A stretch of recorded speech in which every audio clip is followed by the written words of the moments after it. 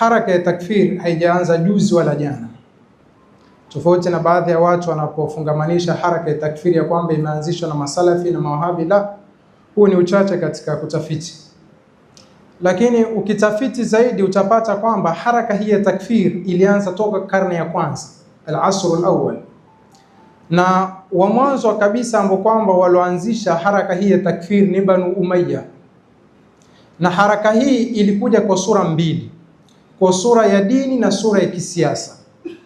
Angaa sura ya kisiasa ilikuwa yafichwa na yabebwa na sura ya kidini. Ukisoma katika tarikh kuna kitu kinaitwa marasim Muawiya.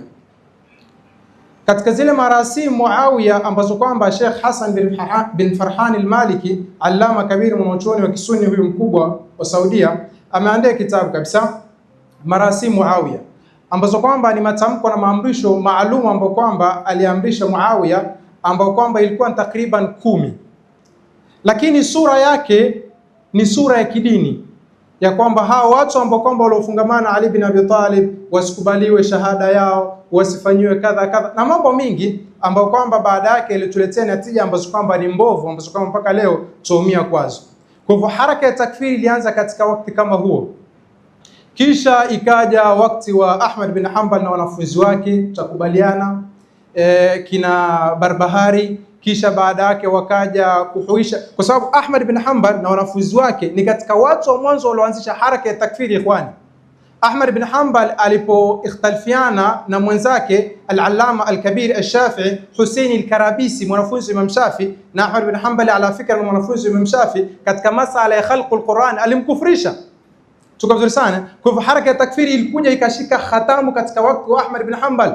Anakuambia Quran ghairu makhluq, man qala al-Quran makhluq fahuwa jahmi kafir, wa man qala la aqulu makhluq wala ghair makhluq fahuwa waqifiyun jahmiyun kafir, wa hakadha.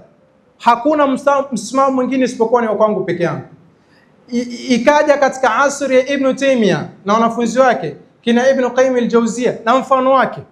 Kwa hivyo hii haraka ya takfiri abara tarikh ilianza katika asr al-awwal, kisha ikaja katika zama za Muhammad bin Abdul Wahhab. Kama tulivyosema, haraka hii ilibeba sura ya kidini na kisiasa. Muhammad bin Abdul Wahhab alianza kama ni dai, awalingania watu waache shirki, waache kufri, washikana na Uislamu sahihi ala fikratihi taban.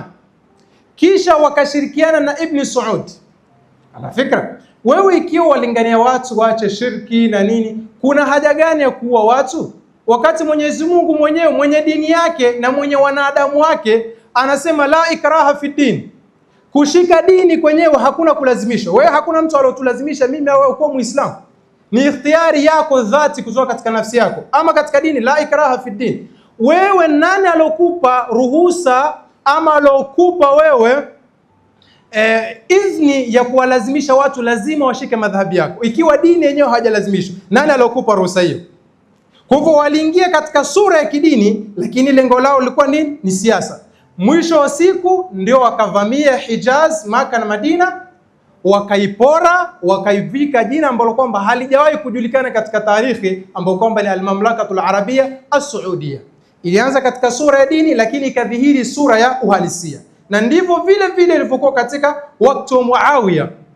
Zama moja katika zama za Banu Umayya walikusanya qurra na ulama kwenda katika mamlaka yao. Anaeleza ile al-Imam Suyuti katika al-Khulafa ar-Rashidun, na wakapewa pesa, wa ajzala lahum silat, tuko sana, wakapewa fedha za kutosha ili wakalinganie zile ajenda zao za kisiasa, lakini katika sura ya nini? Katika sura ya kidini. Kwa hivyo haraka hii ya takfiri ilianzia huko nyuma ambapo kwamba nilipoeleza.